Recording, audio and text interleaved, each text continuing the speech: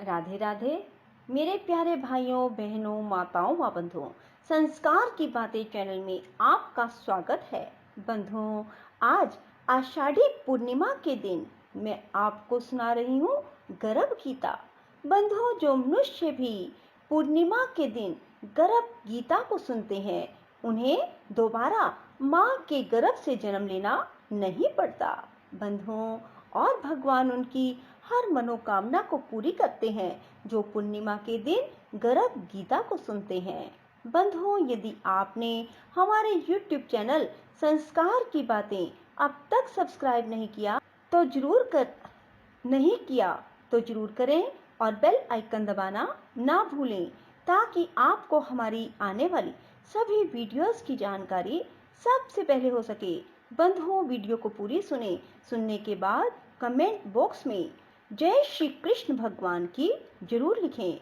बोलो कृष्ण भगवान की जय हो। भगवान श्री कृष्ण का वचन है कि जो प्राणी इस गर्भ गीता का विचार करता है, गर्भ गीता को सुनता है, वह फिर गर्भवास में नहीं आता। अर्जुन बोले, हे कृष्ण, यह प्राणी जो गर्भ योनि में आता है वह किस दोष के कारण आता है? हे प्रभु, जब यह जन्मता है तब इसको जरा अधिक रोग लगते हैं, संसार में आकर दुख भोगता है, बुढ़ापे के कष्ट सहता है, फिर मृत्यु होती है। हे स्वामी, वह कौन से कर्म है जिनके करने से प्राणी जन्म मरण से छूट जाता है? श्री भगवान बोले, हे अर्जुन, यह जो मनुष्य है यह अंधा व मूर्ख है। जो संसार के साथ प्रीति करता है वह पदार्थ मैंने पाया है और पाऊंगा, ऐसी चिंता इस प्राणी के मन से उतरती नहीं। आठों पहर माया के जाल में फंसा रहता है, इसीलिए बारंबार जन्मता व मरता है, गर्भवास के दुख पाता है। अर्जुन बोले, हे श्री कृष्ण भगवान, मन मदमस्त हाथी की भांति है और तृष्णा इसकी शक्ति है। यह मन 5 के वश में है, काम, क्रोध, लोभ, मोह, अहंकार, और इन पांचों में भी अहंकार सबसे बली है। अतः प्राणी को कौन से यत्न करने चाहिए जिनसे मन वश में ही रहे? श्री भगवान बोले, हे अर्जुन, यह मन निश्चय हाथी की भांति है, तृष्णा इसकी शक्ति है, मन 5 के वश में है, अहंकार इनमें श्रेष्ठ है। हे अर्जुन, जैसे हाथी अंकुश से वश में होता है वैसे ही मन रूपी हाथी को वश में करने को ज्ञान रूपी अंकुश कहते हैं। अहंकार करने से जीवन नरक में पड़ता है। अर्जुन बोले, हे श्री कृष्ण भगवान, कुछ तुम्हारे नाम के लिए वन खंडों में फिरते हैं, कुछ वैरागी हुए डोलते हैं, कुछ धर्म करते हैं। अतः इस विषय में कैसे पता चले कि जो वैष्णव है वे कौन है? श्री भगवान बोले, हे अर्जुन, जो मेरे नाम के लिए वनों में फिरते हैं वे सन्यासी कहलाते हैं। वे सिर पर जटा बांधते हैं, भस्म लगाते हैं, इनमें भक्ति व प्रेम नहीं है, वे अहंकार से ग्रस्त हैं, उनके लिए मेरा दर्शन दुर्लभ है। अर्जुन बोले, हे श्री कृष्ण भगवान, वह कौन सा पाप है जिसके कारण किसी की स्त्री असमय मर जाती है, पुत्र मर जाते हैं, और किस पाप के कारण व्यक्ति नपुंसक हो जाता है?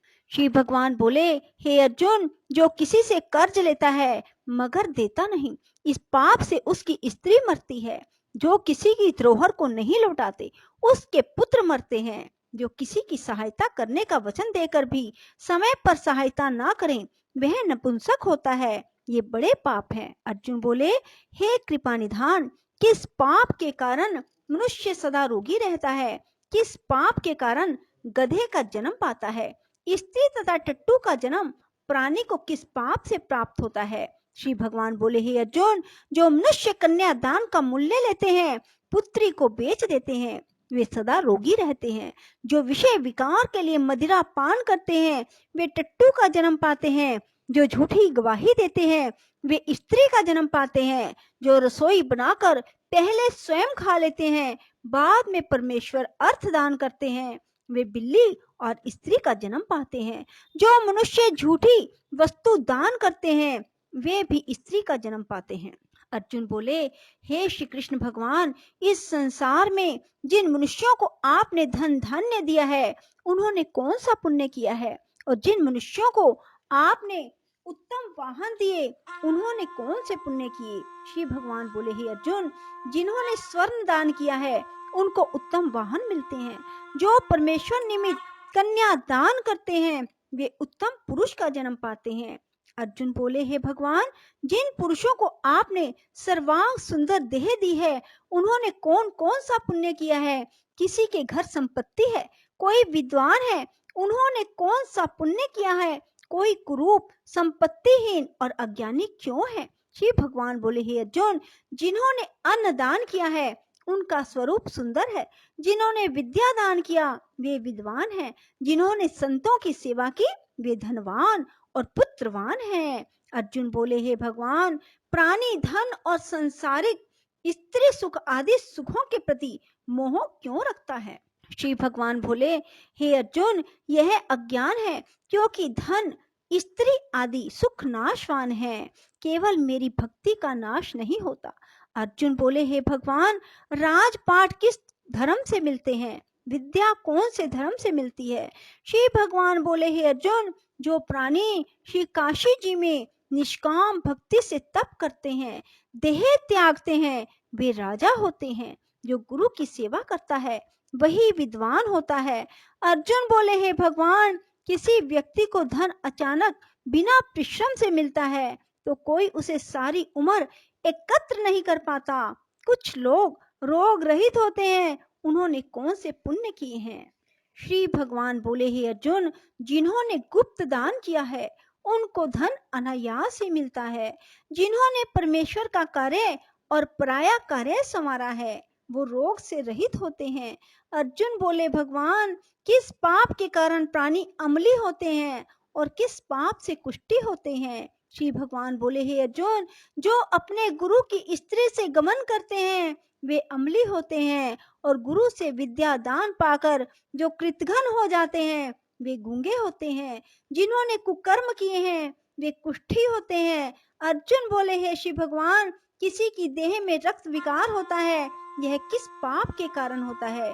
कोई दरिद्री होते हैं, किसी को खंड वायु होती है, कोई अंधे होते हैं, पंगु होते हैं, यह किन पापों के परिणाम है? कुछ स्त्रियां बाल विधवा होती हैं तो किस पाप से होती हैं? श्री भगवान बोले, हे अर्जुन, जो सदा क्रोधवान रहते हैं उनको रक्त विकार होता है।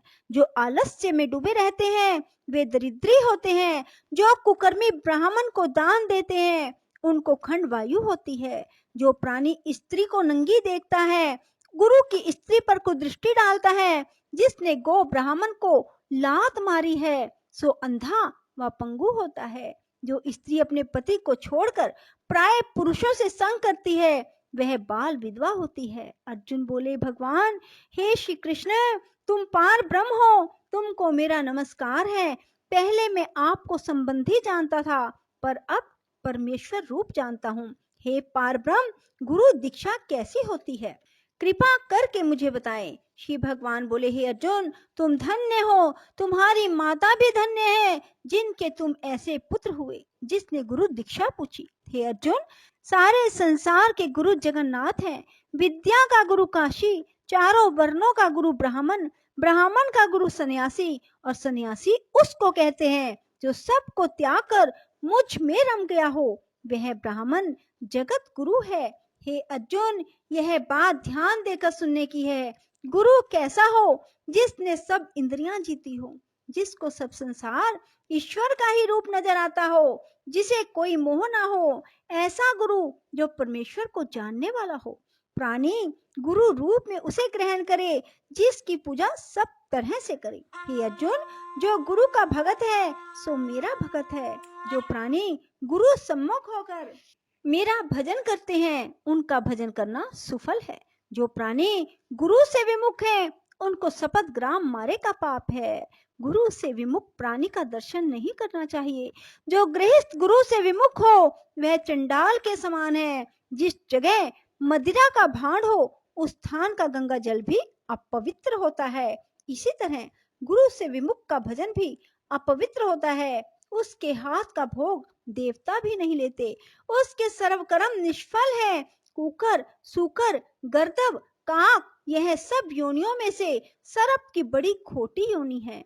इन सब से भी वह मनुष्य खोटा है जो गुरु नहीं बनाता।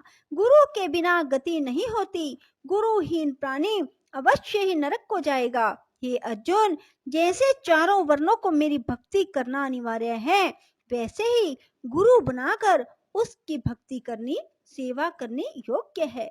जैसे सब नदियों में गंगा श्रेष्ठ है, सब व्रतों में एकादशी का व्रत श्रेष्ठ है, वैसे ही हे अर्जुन, सब सेवाओं से गुरु सेवा उत्तम है। गुरु दीक्षा के बिना प्राणी पशु योनि पाता है। गुरु सेवा अश्वमेध यज्ञ से भी अधिक फलदायी है। अर्जुन बोले, हे श्री कृष्ण जी, गुरु दीक्षा क्या है? श्री भगवान बोले, हे अर्जुन, तुम्हारा जन्म धन्य है जो तुमने ये प्रश्न किया। गुरु दीक्षा 2 अक्षर है, हरि नाम। इन अक्षरों को गुरु कहता है। यह चारों वर्णों को जपना श्रेष्ठ है। हे अर्जुन, जो गुरु की सेवा करता है वह मेरी सेवा करता है, मैं उससे प्रसन्न रहता हूँ।